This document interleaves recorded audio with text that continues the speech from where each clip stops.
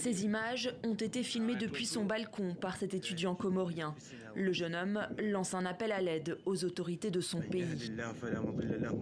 Pris au piège des combats qui font rage depuis une semaine au Soudan, des milliers de ressortissants étrangers attendent désormais d'être exfiltrés. Tous les pays se mobilisent pour évacuer leurs ressortissants. Cet avion militaire a décollé aujourd'hui de Tokyo. Il doit rapatrier une soixantaine de Japonais. Ici à Séoul, un C-130J sud-coréen s'est envolé il y a quelques heures. Direction la base américaine de Djibouti, à 1500 km de Khartoum.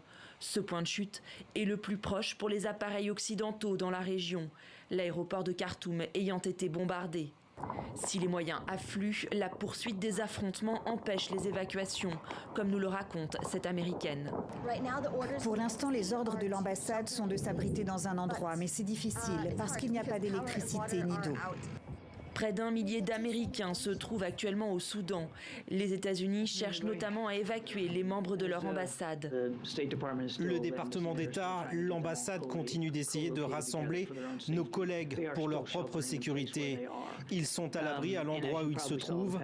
Comme vous l'avez probablement vu, le Pentagone a annoncé qu'il allait positionner des forces et des moyens militaires à proximité pour se tenir prêts à toute éventuelle évacuation. Côté français, le mot d'ordre est le même. Notre consigne, c'est évidemment de rester confinés chez eux, puisque les combats qui se poursuivent dans les rues rendent toute circulation trop dangereuse. Nous sommes en contact individuellement avec chacun d'entre eux depuis Paris et avec notre ambassade.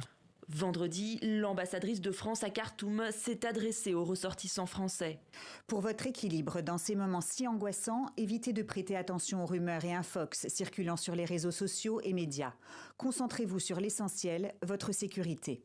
Mercredi et jeudi, Paris a dépêché 2 A400 et un C-130 de l'armée de l'air sur sa base de Djibouti, où des forces françaises sont également stationnées. Avec la Grèce, Paris coordonnera l'évacuation de l'ensemble des ressortissants de l'UE. Entre 1000 et 1500 Européens se trouveraient actuellement au Soudan.